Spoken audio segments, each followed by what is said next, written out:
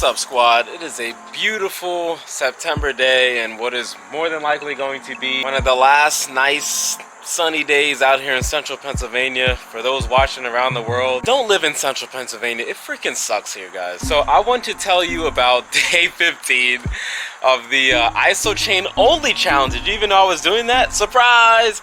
Okay, so what I wanted to do to end the full year of Isochain training is October 5th, right? October 5th of 2020 is my first official day on YouTube. I had the channel like 8 months before that, but I wasn't really doing anything with it, I'll be honest. I also started my first Isochain session that day. So October 5th was important for two reasons: YouTube the channel and to start my Isochain training. So here we are, and I wanted to do a Isochain only challenge because with all the knowledge that we've gained through isometric manual and trial and error, all right, I wanted to see, you know, what would happen if I threw away the weights for just 30 days, devoted myself entirely to the Isochain, and so far the results have been pretty interesting, especially with my legs. Now, I've been doing a upper and lower split, so very basic split, no bro splits at all, like I do in the gym. All right, it's literally these exercises that you see on the screen for upper body, and then I'm gonna also lay it out for lower body so you can see that everything 6x6. Normally with the typical 6x6, I'm not going over 6 exercises. 6 is actually pushing it for me, and I'm usually around like the 4-ish range, and I really don't do 6x6 often. I've been usually sticking to the Bruce Lee style 1x6, or maybe if I'm really trying to push the strength a little harder, I'll go for 3x6, but not 6x6. So this is the most I've ever done 6x6, and let me tell y'all, when you do a 6x6 back to back, you feel that shit. When I was doing the Sweet 16 and I was doing that every freaking day, and I was doing 1x6, this is 6 times that effort, and I feel it. These workout sessions are not like 15 minutes. These are like an hour, because I want to make sure that I give myself the right amount of time to recover and rest, because after a while, like doing 8 6x6s in a row, yo, you're freaking tired. I am dripping at the end of these sessions, yo. So as you can see here, these numbers are very tiny. I know how to write big and I know how to write small. Life skills, right? There are days where my body just has other ideas. So like I said at the beginning of the channel last year, I am going to be transparent, about as transparent as you will get with all these fitness YouTubers out here. I hurt my back, but not in the way you think. It wasn't doing anything physical. The first Saturday into this challenge, you know, I had a little bit to drink. No, I wasn't drunk or nothing, but I came back, I laid on my stomach that night, right? I laid on my stomach just like this. All right, I actually was extra and took a photo for you. Woke up the next morning, because I laid on my stomach, but my upper body was elevated. Yo, my back hurts so bad. And of course, what do you think that's gonna affect?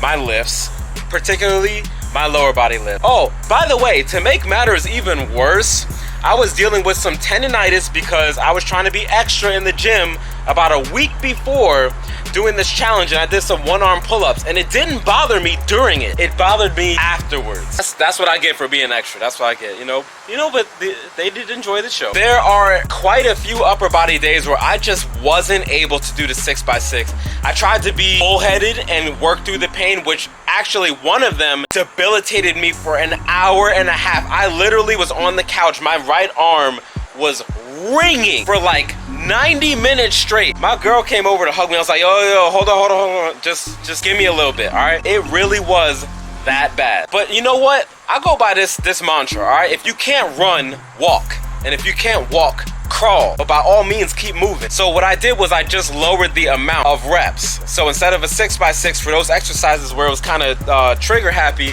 I just did 1. If I was feeling a little better that day, I did 3. Sometimes I'm able to do a 6x6. Even now, day 15 in, I'm still not able to rip all in. For the bicep curl, the row is touch and go, and the skull crusher is touch and go.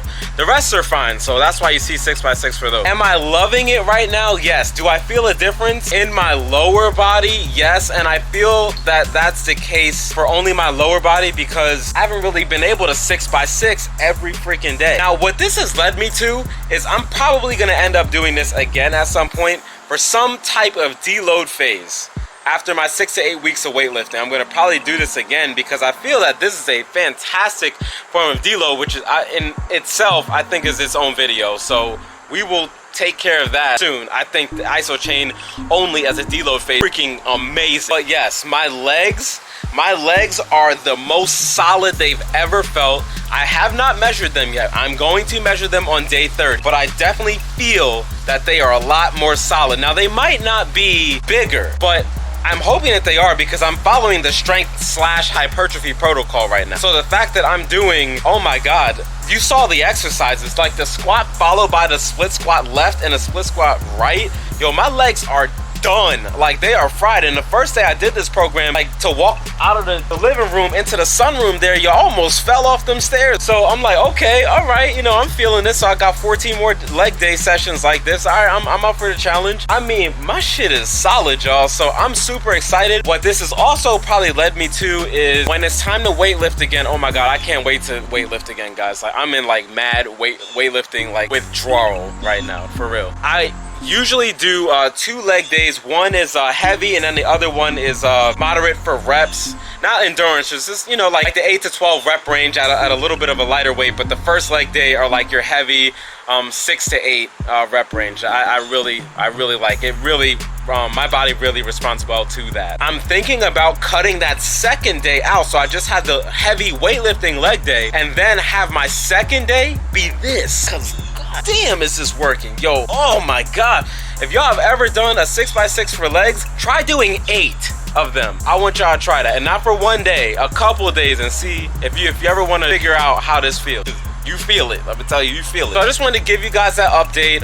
As far as my increases overall, it's weird because it only goes up to that day right before I hurt my back. So it's actually taking a dip, but it's starting to come back up again because I'm good again, you know? So it's starting to come back up. But I was hitting in the 5s for quite a few things. The calf raise, seated, and deadlift. I was so hyped to hit in the 5s again with the deadlift, because without using the total body tension technique, I was hitting in the 6s, but there is just no way I'm doing total body no way I'm doing the deadlift without total body tension. I'm gonna blow my back out again.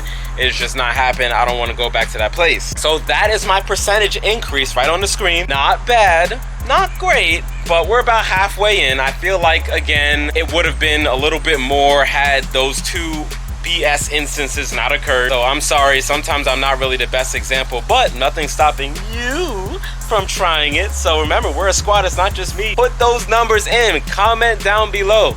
All right, guys, hopefully you enjoyed the content. I know you like logic and numbers and facts and stuff like I do. So I will see y'all at day 30 for this video, this challenge. All right, guys.